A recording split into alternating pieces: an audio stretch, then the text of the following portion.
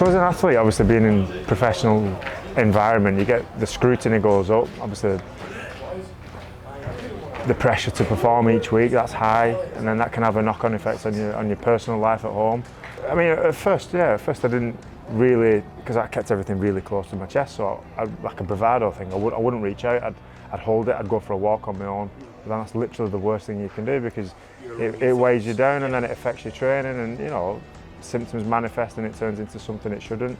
So now what I would say is, if I've got a problem, I'll firstly speak to my partner or I'll speak to somebody straight away. But with rugby league at the minute, what I think is really good is they've got the RL Care support for you, which I've reached out to, and from that Sporting Chance. And now all it does, it just makes that I'm more approachable, or I'm more willing to engage in a conversation rather than have an opinion straight away, or at least feel like I'm going to be judged. Because now I don't I'm pretty comfortable with that. I'm quite open, I'm quite public in talking. I'm quite open in speaking that, you know, I've had issues mentally as well that, you know, I've seek professional help for, and I don't think there needs to be this stigma around therapy anymore. And I just think, you know what, if the help's there, why not? We're here for a short amount of time. Why suffer with it?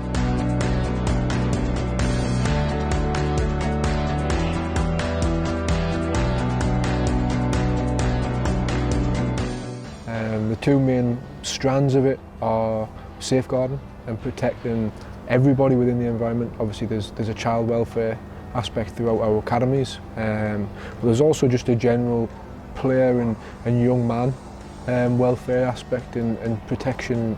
Some of the things that we'll cover around just keeping people safe in society, how we want our people to behave in society, and maybe some of the social cultural changes that are going on in the wider society at the minute, how we can try and influence that within our people.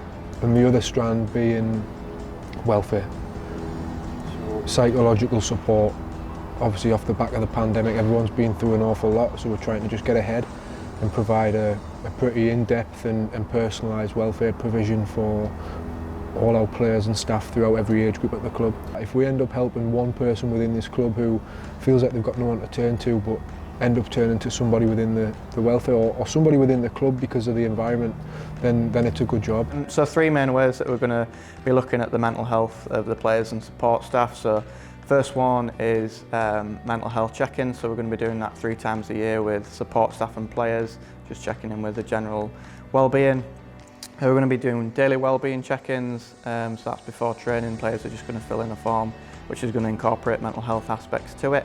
And the last one, we're implementing a buddy system, so players are going to have a teammate, and coaches are going to have, you know, a colleague that they're going to have a Thunder buddy where they can check in with them every now and again.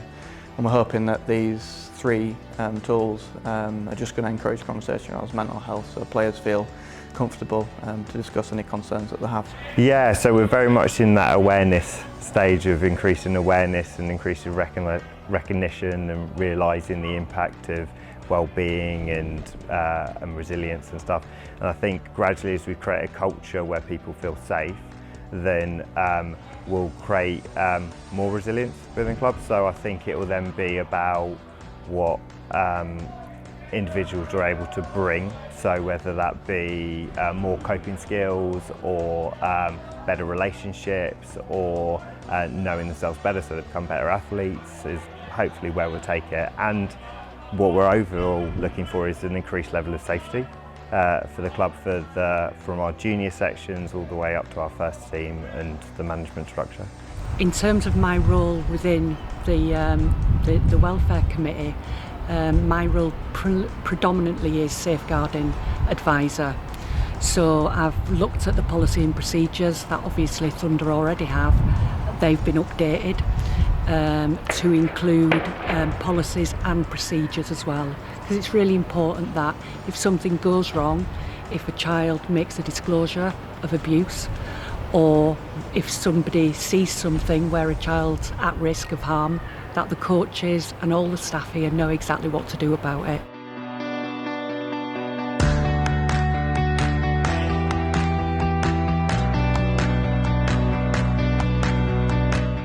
I think unofficially we've kind of been offering this kind of welfare through the physio team for the last kind of 4 years, but this welfare committee offers me support as well. So if I don't quite know the right answer, I've got now a bank of people that can support me in supporting the children. So it's that, although it might be something we're already doing, it's now a formalised pathway that we know in ourselves we're doing the right thing for each kid or each player when it comes to the first team. So it's support for the kids but also support for me. So since May, when our first meeting was held, we got together and we did obviously the basics in terms of looking at policies and procedures already in place. We started with safeguarding. Shelley, who has a phenomenal level of expertise within safeguarding, along with myself, who's a designated safeguarding lead within education, sat and we looked at Thunder's policy and rewrote it. It's robust, it's very, very thorough and provides such an opportunity for this club to show that it's committed to every single individual working here, to ensuring the safeguarding of all is paramount. So that was such an important starting point. Then we were able to look at the mental health aspects that the club already had in place, education for players, education for staff, and pinpoint now through the next 18 months areas of development, areas of teaching, areas of opportunities for players to either talk, to experience opportunities out of the comfort zone, and also to educate the staff that are going to be working with the young people on current research, on current legislation. That's absolutely fundamental to a club that's looking to progress into the highest level of the game. I think that's the key to it, is to be the best we can be. We've got to offer the best care, the best opportunities, the best chances for people to progress. I think having people in place that have a real understanding about mental welfare, about understanding what people need to make them better. And that's not just on the field or on performances, it's generally caring about people. The committee itself is there to help everybody in this organisation from top to bottom.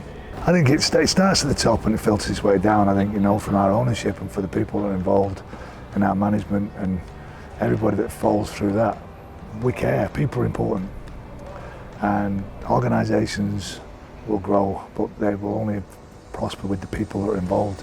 People will come, people will go, people will move on. But if you can install something where people are first and people matter, and you'll get more out of people, and it's important to me. I know it's important to people within our organisation that we recognise those things. Like winning's what we're trying to do, but to do that we have to have the right people with the right character, and we have to be able to look after those people.